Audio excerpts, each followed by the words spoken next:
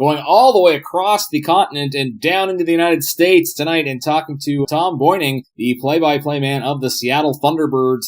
Tom, I guess before we jump into your team, we're going to ask you specifically what's going on in the WHL. Any big stories? I know it's the 50th anniversary. You talked about that. What are the stories in the early part of the WHL season?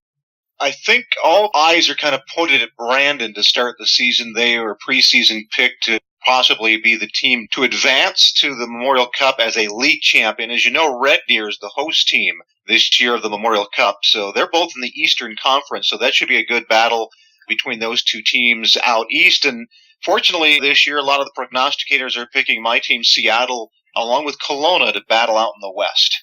We had Regan Bartel, Kelowna's play-by-play guy, on here recently. He was touting the Rockets, and now I see you're touting the Thunderbirds, and the early record seems to be backing that up. We can talk a bit about their NHL prospects later, but in terms of the Thunderbirds as a junior team, what is there to look for, and why are they in the conversation to be one of the favorites in the WHL?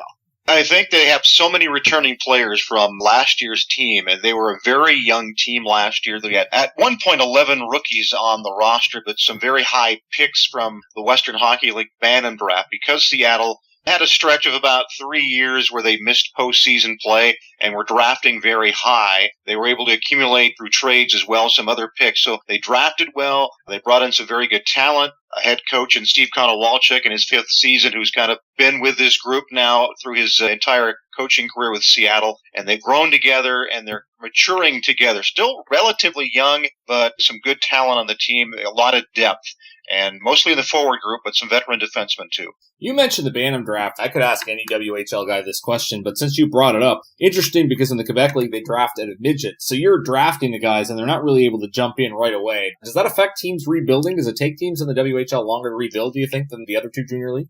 It's an interesting question. If I just took my own team, Seattle, as an example, I probably would say maybe yes, because we did have some high draft picks over a couple of years, and they're now coming together, and I think those drafts were like 2, 3, some of our guys 4 years ago. So that's the case. You know, I asked our commissioner about why they draft that way. He says because they have these teams in the States, they want to get these kids to come down for a couple of camps, get used to it, and get used to going to the schools down here in the States as well. So it's interesting because that's something obviously the Q doesn't have to worry about. I know the OHL has some teams in the States, but certainly the heaviest American presence would be in the WHL, which we'll hit on that a little bit later. But first, I want to touch on specific names on your roster. You said 5 NHL draft picks, and in particular, a couple belonging to New York area NHL teams. Tell us about biggest known names, I guess, to NHL fans on the Thunderbirds. Matt Barzal was the 16th overall pick this past draft, went to the New York Islanders. There was a lot of talk that he was a top 10 or even at some point a top 5 guy, but he lasted to 16. The Islanders then traded up to get him. He's a playmaker.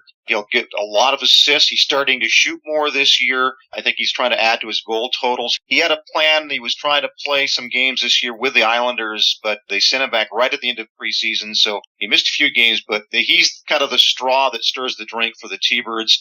And he's on a line with Ryan Gropp, who was a second-round pick of the New York Rangers this past June. Gropp's an older player. He was a late birthday.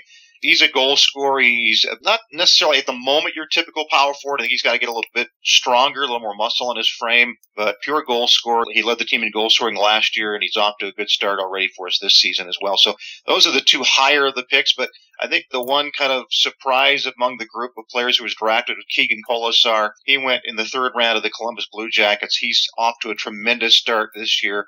He's a big, strong player. He comes from an athletic background. His biological father was a football player. His stepdad, a baseball scout with the St. Louis Cardinals organization. So he's been around, professional athletes, and he's really kind of clicked this year here at the beginning of the season. He's having a terrific year, and a lot expected of him now. Yeah, it sounds like great bloodlines for sure. You mentioned the U.S. component of the WHL. I've had other American play-by-play guys on before, and we kind of talk about individual teams, but it's a bit of a different dynamic where you have a whole group of franchises in the U.S. that have been there for a long time, and I think it's kind of its own hockey culture in the Pacific Northwest. How is it different going to games there than compared to the rest of the WHL, or is it different?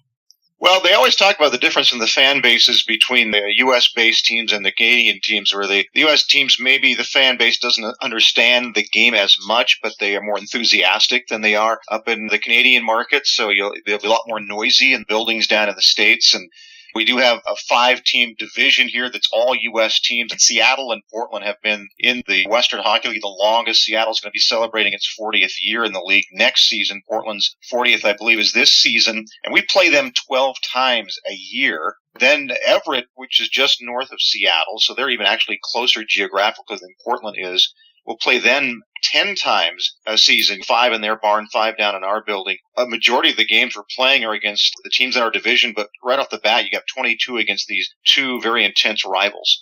That sounds like a recipe for some bad blood. Lastly, I'll ask, speaking of Seattle as a hockey market, lots of talk about it the last few years, the NHL possibly coming to town. Do you have any take on how that would be received in Seattle, and how would that possibly affect the Thunderbirds?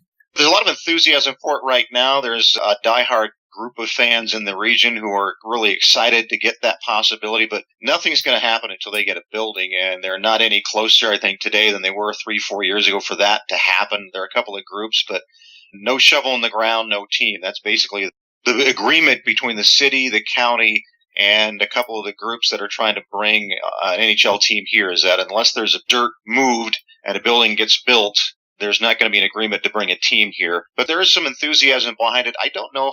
I think initially it would probably boost the team here in Seattle and the one up in Everett, because the price for the NHL would be a little bit out of the range of a lot of people. So they would get their fix maybe once or twice a year in the NHL buildings and then come down, watch the junior games down in Seattle and Everett. I don't know long term if that would affect either team's existence, but again, I just don't know if it's going to happen. Yeah, certainly there's some doubts now, and as you said, it could be a boost, but for the time being, it sounds like the junior hockey product in Seattle is certainly enjoyable and worth watching. Thank you for joining us, Tom, giving us some great insight on the Thunderbirds and the WHL in general.